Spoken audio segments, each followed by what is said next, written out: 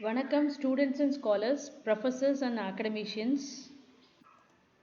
இந்த வீடியோவில் batch size, epoch, iteration அப்படின்னா என்னன்னு பார்க்கலாம். ஒரு நியூரல் நெட்வொர்க் ட்ரெயின் பண்ணுறதுக்கு நமக்கு இன்புட் டேட்டா தேவை. அந்த இன்புட் டேட்டாவை நம்ம டேட்டா செட்னு சொல்லுவோம். அந்த டேட்டா செட்டில் எவ்வளோ சாம்பிள்ஸ் இருக்கோ அந்த ஹோல் சாம்பிள்ஸையும் ஒரு நியூரல் நெட்வொர்க்கில் கொடுத்து நம்மளால் ட்ரெயின் பண்ண முடியாது. ஸோ அதனால் அதை பேட்சாக பிரித்து தான் நம்ம வந்து ட்ரெயின் பண்ணுவோம். அப்படி எவ்வளோ பேட்சஸாக பிரிக்கணும் அப்படின்னு டிஃபைன் பண்ணுறது தான் பேட்ச் சைஸ். ஃபார் எக்ஸாம்பிள், இப்போ என்கிட்ட வந்து 100 இமேஜ் சாம்பிள்ஸாக இருக்குது அப்படின்னு சொன்னால் நான் 50-50யாக பிரிக்கிறேன்னா என்கிட்ட 2 பேட்ச் இருக்குது. ஸோ ஃபஸ்ட்டு பேட்ச் ஒரு தடவை ரன் ஆகும், செகண்ட் பேட்ச் அடுத்து ரன் ஆகும்.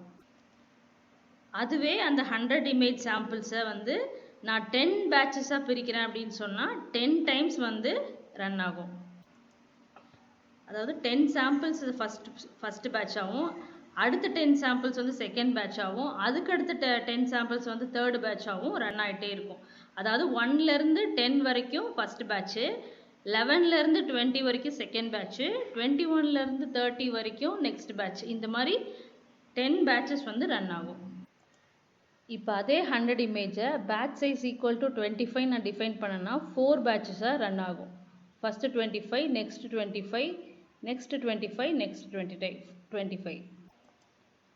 ஸோ மொத்தமாக இருக்கக்கூடிய சாம்பிள்ஸை எத்தனை குரூப்பாக பிரித்து ரன் பண்ண போகிறோம் அப்படிங்கிறது தான் வந்து பேட்ச் சைஸ். அடுத்தது எப்பாக்னா என்னென்னு பார்க்கலாம். இந்த ஹோல் டேட்டா செட்டையும் எத்தனை தடவை ரன் பண்ண வைக்கணும் அப்படின்றத டிஃபைன் பண்ணுறது தான் வந்து எப்பாக். நம்ம ஆல்ரெடி ஹோல் டேட்டா செட்டை 2 பேட்சாக பிரிச்சிட்டோம் அப்படின்னு சொன்னால் அந்த 2 பேட்சையுமே எத்தனை தடவை ரன் பண்ண வைக்கணும் அப்படின்றது தான் வந்து எப்பாக். ஸோ இப்போ எப்பாக் இஸ் ஈக்குவல் டு 2 அப்படின்னு கொடுத்தீங்கன்னா 2 டைம்ஸ் வந்து இந்த 2 பேட்சும் எக்ஸிக்யூட் ஆகும். அதாவது ஃபஸ்ட்டு பேட்ச் 1 எக்ஸிக்யூட் ஆகும், அதுக்கப்புறம் பேட்ச் 2 எக்ஸிக்யூட் ஆகும், அதுக்கப்புறம் பேட்ச் 1 எக்ஸிக்யூட் ஆகும், அதுக்கப்புறம் பேட்ச் 2 எக்ஸிக்யூட் ஆகும். ஸோ இப்போ இதில் பார்த்தீங்கன்னா 4 பேட்சஸ் வந்து ரன் ஆயிருக்கு. ஸோ இது வந்து 4 ஐட்ரேஷன் ரன் ஆயிருக்குன்னு அர்த்தம்.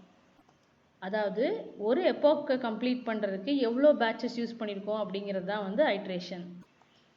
இந்த எக்ஸாம்பிளில் பார்த்தீங்கன்னா 100 சாம்பிள்ஸ் இருக்குது, 50 தான் பேட்ச் சைஸ்னு டிஃபைன் பண்ணியிருக்காங்க. அப்போ 2 பேட்சாக ரன் ஆகும். எப்பாக்ஸ் வந்து 3ன்னு டிஃபைன் பண்ணியிருக்காங்க. ஸோ வந்து 2 batches, so 3 2s are 6. So 6ங்கிறது ஹைட்ரேஷன்.